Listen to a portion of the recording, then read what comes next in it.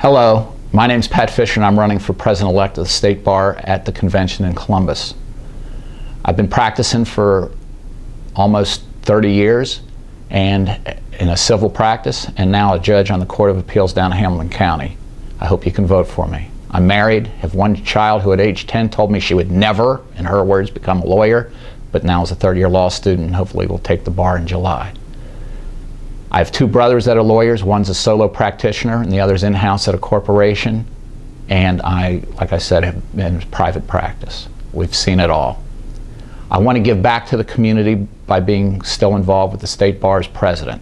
First, I want to go around the state as I did as Cincinnati president and talk to non-lawyers about their need for legal services. 55% of them have never had a will.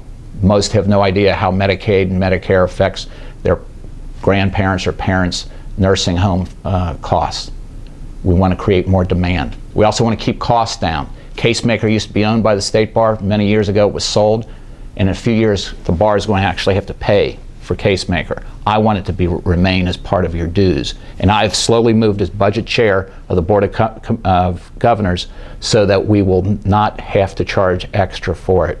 And as president, I will make sure that happens. I want to do the same for O-Bar so that you can always put it in your briefcase and take it with you. Third, and most importantly, I've looked at legal education and Masters of the Bar. Masters of the Bar, we're making proposals that I hope will pass. I was on the task force for limited licenses, so as you get older, if you want to do pro bono work but don't want to do all the CLE, you can just do pro bono.